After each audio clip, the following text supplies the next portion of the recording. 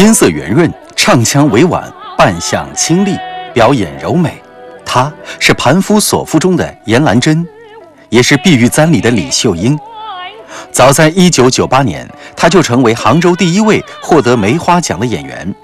紧接着2004年，凭借《流花溪》中秋花一角，再次获得文华表演大奖。随后，在分量极重的中日戏曲友谊奖中，她成为唯一一位获奖的粤剧旦角演员。她就是粤剧金派演员谢群英。这里是浙江影视娱乐频道戏相逢栏目，我是小杨。今天在这方舞台上和我们相逢的是梅花奖得主、文华奖得主、杭州粤剧传习院著名演员谢群英。谢老师你好，你好，见面了，谢谢。哇，真是今天非常漂亮啊！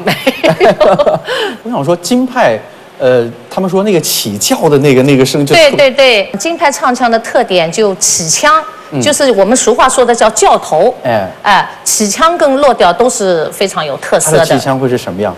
它在不同的角色，那个起腔也会不一样。我们来听一下，比如说《碧玉簪》里面的起腔会是母亲不是说她，哪怕我今天死在床上，你也要回去，对，她就觉得是非常的委屈。就倒说，今天我病死在床上，你也要委屈吗？母亲，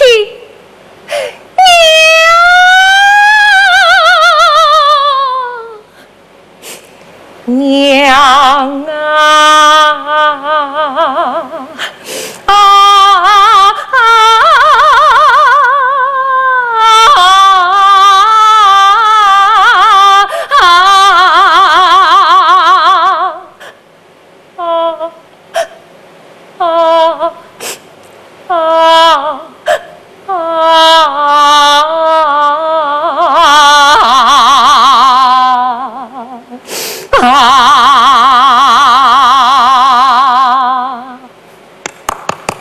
转了差不多有7次，对，它有那个前面有一下是等于是迸发出来的，然后到中间就像那个这个表示什么？表示像我们有的小孩子哭了，那个背过气去了，就喘不过气，憋过去了，然后就是这就是表示那个。你看刚才你是小姐，你也就是那个。如果说是那个夫人呢，她会有不一样的地方吗？听说什么他失散的儿子找到了，他有一句好啊，有这么一句叫头，那跟这个李秀英是不一样。好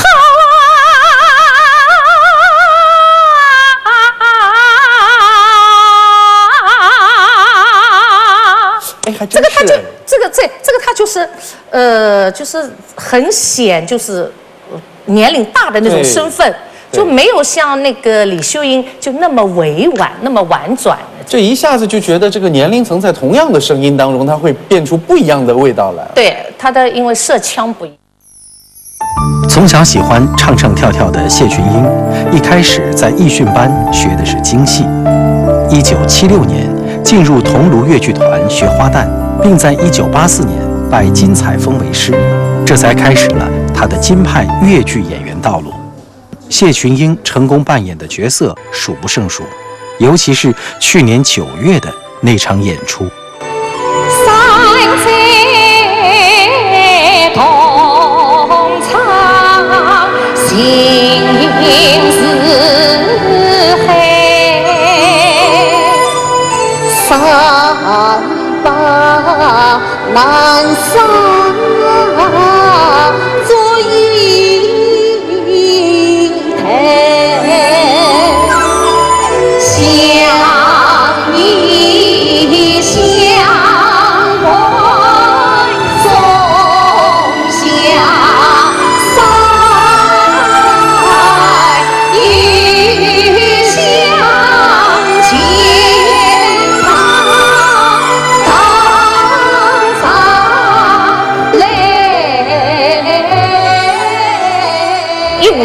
底的时候，好像那个我们文广集团公司的领导就跟我讲了一声，通知了一下，他说好像明年G20你好像有个演出，然后后面很长一段时间没声了，那我这个演出到底怎么回事情啊？也没反应了。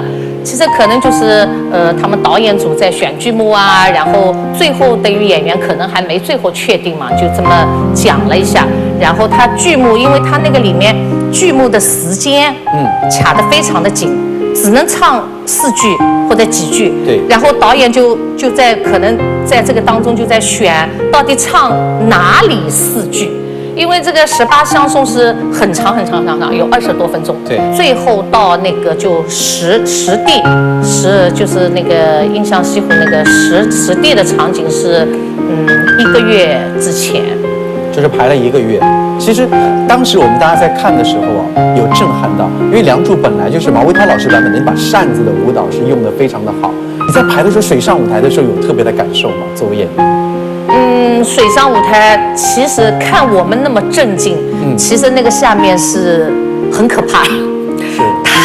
它这个台面下面是一个齿轮这么滚动出去的，不是说很平稳的出去的，是滚动的，但是它这个东西那个齿轮它不平，有的时候会快一点，咯一下，有的时候慢一点稍微平，有的快咯又会这样一下，就站在那里不。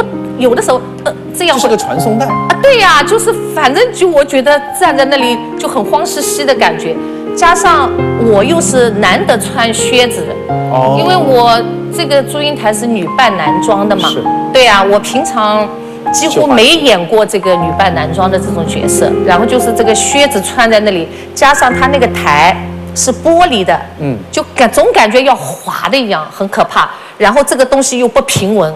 突然一下，他这个人有个冲力嘛，咯一下，咯一下，然后我跟毛维涛老师就2个人拼命使劲，手抓着手，你好像帮着我，我帮着他这样。而且据说你们2人在舞台的这个后台准备的时候还互相，我帮你来画一下，你来帮我画一下。这个是怎么？因为我不演小生，我不会画那个鬓发。哦，就这里一个鬓角。对，小生的鬓角我不会画。然后呢，毛老师他觉得他画的非常好，他的鬓角画的是特别的有味道。那我说好，我叫化妆师，我说你别画，叫毛姐帮我画。然后毛姐帮我画，画完还有扎那个皱纱。那个演花旦的也不是很会弄，但是毛姐扎得很好，然后鬓角、皱纱全部交给他了。那天因为天也是刚在演出前才停止下雨，你们当时对呀，就紧张在这里呀。一站在那个上面出去的时候，我就感觉那个风哗，这个衣服就飘起来了。哎呀，我说今天风很大嘛，然后心里就咯噔一下。因为它是现场真唱嘛，而且音响是调了无数次。因为他那个交响乐是坐在那头，对，跟我们是有距离的，是，对。然后他那边我们开始都没有戴那个耳麦，他那个传过来以后，等于有大概0.00000一点点的时间差，老是合不上。那然后那天我们提出来了，我说老是这样的话肯定不行，声音它不稳了，风一吹这个声音又不对了。然后因为室外的这个客观的那个条件太有限，就是太受条件约束了啦，所以没办法，就后来就带了耳返，给我们每个人带了耳返，那稍微好一点。数码门前一枝梅，时常鸟儿飞当对，西墙门是喳喳叫，想你两兄把心累。这一次亮相惊艳了全世界，对谢群英来说是一种探索，也是表演生涯上一次特殊的记忆。而事实上，谢群英早就开始了求新求变的探索之路。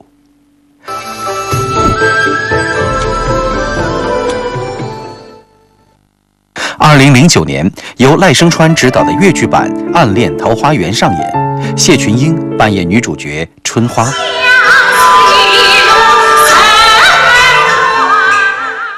听说，赖声川导演要跟我们院合作这么一个戏，就暗恋桃花源，然后暗恋是话剧粉是黄磊他们，桃花源由我们院来担任这个出演员，然后当时我就自告奋勇，我说我来演春花，为什么会是我自荐的？为什么会自告奋勇？对，我特别想那个，我看了那个他们说谢娜他们演的怎么样怎么样，多少好的，哎，对，我说这个剧，我说我可以，然后又觉得是跟话剧合作，那会是怎么一种感觉？就是很新鲜，很想去尝试这个，然后我们还演折子戏，赖导他们坐在下面选演员，又不是说你想演就能演，还是对呀、您那时候已经是拿了这么多奖，没有用，演了好多折子戏呢。可是它在两种艺术方式的结合上会有一些不一样。光是我们桃花源这一部分，还是纯越剧的，它只是什么呢？就戏中戏的时候。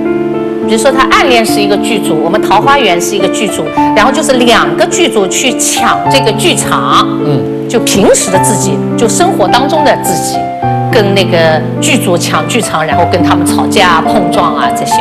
很搞笑的时候是，他这边话剧的在演，然后我们那边在演粤剧嘛，然后话剧的演员跟着就跟我们的粤剧白口，他会念一句粤剧白口出来，然后我们粤剧演，就会无意当中就会把话剧的白口普通话念一句出来，就变这样了。反正是很好玩的一件事。就是可能会觉得你们在做什么？对。他那个一个护士跟那个黄磊演的这个角色嘛，什么生病的什么的，他本来是应该是我怎么样，他说他变成我们那边在演了，他弄反，我也把我们粤剧白口给念出来了，特别有意思这个戏。除了舞台表演，谢群英从10几岁开始就接触电影，从端庄大方的刘夫人、金夫人，到饱受命运折磨的秋花，从性子泼辣的凤姐到普通的农村老妇，她都一一尝试。尤其是最近的这部电影《德清嫂》，更是颠覆自己固有的形象。在这个就是形体啊、表演这些方面，那跟古装戏是完全不一样。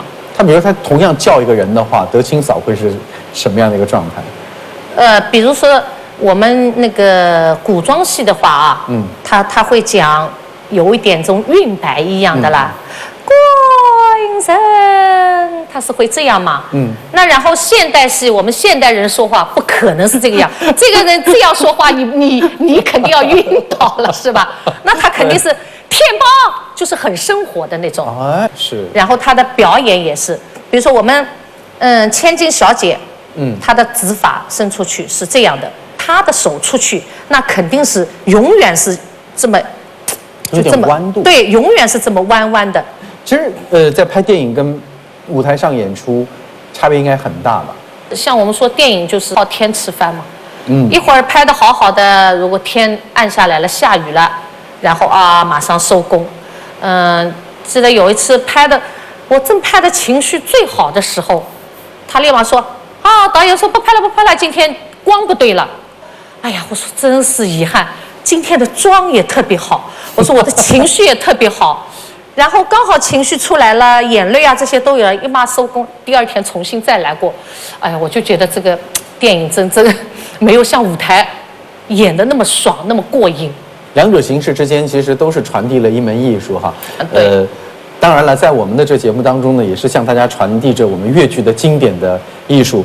我们有一个惯例，在最后呢，都会请各位名家选一出自己最喜欢，或者说是最想在这个舞台上重现的经典的片段。如果交给您现在来做选择的话，您选哪一出？今天晚上？那我们金老师的代表作是盘夫所赋中的严兰珍和那个李秀英。然后我想李秀英太悲，我还是喜庆一点吧。然后我选盘夫所赋中的官人好比天上月。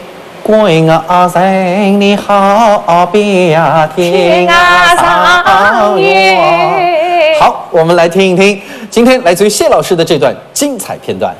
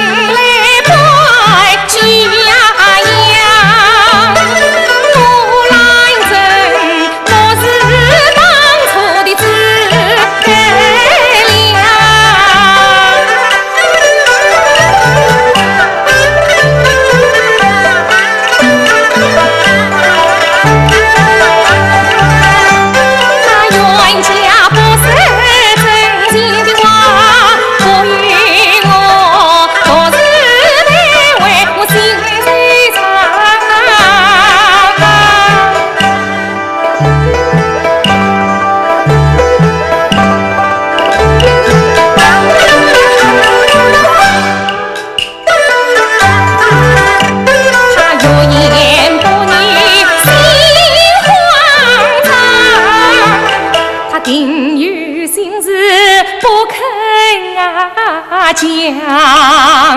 他石道不是贤堂自南京，百姓长来是奔。哎呀，这本是下面有文章。哎呀，官人啊，在真人面前莫失家，你在家人跟前莫惜呀讲。你欺奸不把真情实，我问你要与谁商量啊？